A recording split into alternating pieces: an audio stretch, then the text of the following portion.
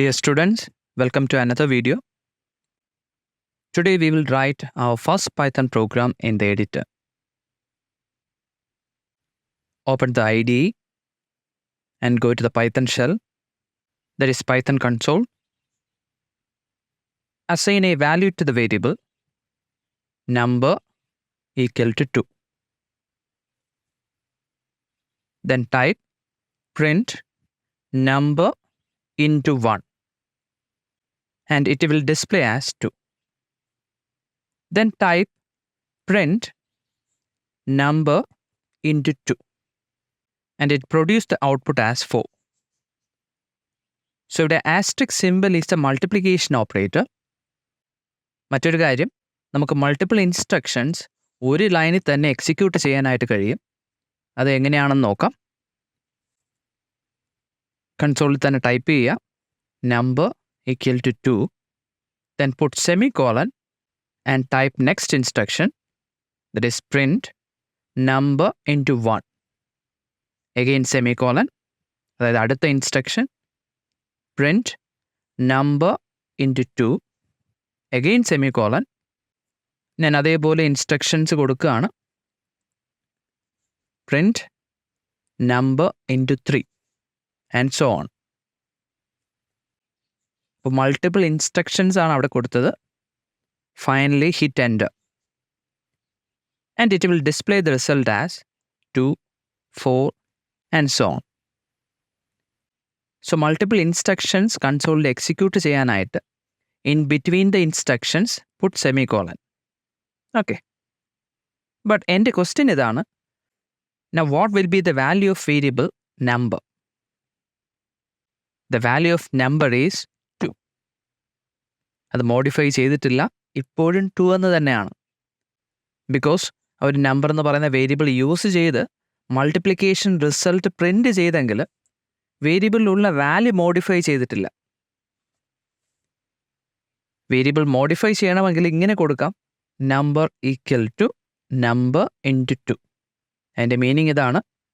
എൻ്റെ right hand side നോക്കുക, value of number into 2, that is 2 into 2, which is 4, and 4 is assigned to the number.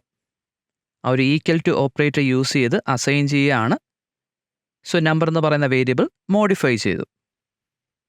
Okay, clear ആയെന്ന് വിചാരിക്കുന്നു. Then typing in command line is useful for quick calculations. But for more complex tasks, we need to write the programs in the editor. Editor use ചെയ്ത് code ചെയ്യാനും programmes save ചെയ്യാനും കഴിയും. അതുപോലെ എപ്പോൾ വേണമെങ്കിലും save ചെയ്ത പ്രോഗ്രാംസ് നമുക്ക് execute ചെയ്യാനും കഴിയും. എഡിറ്ററിൽ എങ്ങനെ പ്രോഗ്രാം ചെയ്യാമെന്ന് നോക്കാം. Go to the editor sub window and by default ആയിട്ടുള്ള ആ ഒരു ഡോക്യുമെൻറ്റേഷൻ പാർട്ട് ക്ലിയർ ചെയ്യുക. നമ്മൾ പ്രൊഫഷണലി പ്രോഗ്രാംസ് ചെയ്യുമ്പോൾ ഈ ഒരു ഡോക്യുമെൻറ്റേഷൻ പാർട്ട് യൂസ് ചെയ്യാറുണ്ട്. ഓതറിൻ്റെ നെയിം, അതായത് പ്രോഗ്രാം ചെയ്യുന്ന ആളിൻ്റെ പേര്, പ്രോഗ്രാം കോഡ് ചെയ്ത ഡേറ്റ്, പ്രോഗ്രാം വെർഷൻ, ഇങ്ങനെയുള്ള കാര്യങ്ങൾ കൊടുക്കാം. അതാണ് ഡോക്യുമെൻറ്റേഷൻ പാർട്ട് എന്ന് പറയുന്നത്. നമ്മളൊരു ബിഗിനർ ലെവൽ ആയതുകൊണ്ട് തന്നെ ആ ഒരു ഡോക്യുമെൻറ്റേഷൻ പാർട്ട് നോക്കുന്നില്ല, അത് ക്ലിയർ ചെയ്യുകയാണ്. ഫസ്റ്റ് ഇൻസ്ട്രക്ഷൻ കൊടുക്കാം, ടൈപ്പ് നമ്പർ ഈക്വൽ ടു 2. വേരിയബിളിലോട്ട് വാല്യൂ അസൈൻ ചെയ്തു. Then the next line number equal to number into 2. Here the variable number is modified to 4. Then print the value of number. So ഇതൊരു programme ആണ് with just 3 instructions. ഇത് execute ചെയ്ത് നോക്കാം. Execute ചെയ്യുന്നതിന് മുമ്പായിട്ട് ഈ ഒരു ഫയൽ സേവ് ചെയ്യണം. Go to file, click on save. Then select the location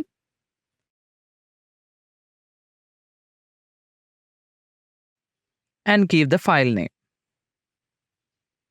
File name കൊടുക്കുക.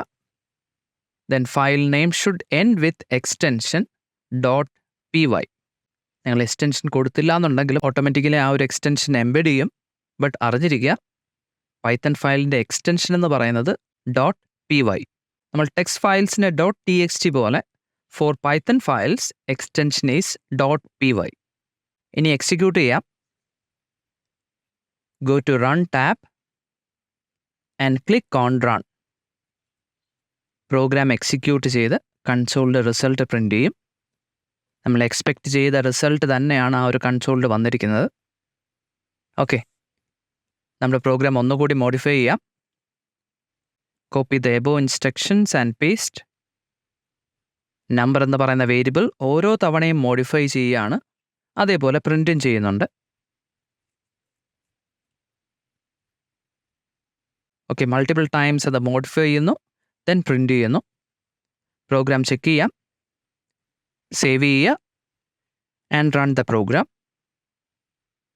ഓക്കെ, കറക്റ്റായിട്ടുള്ള ഔട്ട്പുട്ട് വീണ്ടും കിട്ടിയിട്ടുണ്ട്. ഇനി നമ്മുടെ പ്രോഗ്രാമിൽ എന്തെങ്കിലും എറർ ഉണ്ടെങ്കിൽ, സിൻറ്റാക്സ് എറേഴ്സോ എന്തെങ്കിലും സിൻറ്റാക്സ് എറേഴ്സ് ഉണ്ടെങ്കിൽ അതും ഈ ഒരു കൺസോളിൽ തന്നെയാണ് ഡിസ്പ്ലേ ചെയ്യുന്നത്. ഇതൊരു പ്രാക്ടീസ് സെഷനായിരുന്നു, അതുകൊണ്ട് തന്നെ നോട്ട്സിൻ്റെ ആവശ്യമില്ല.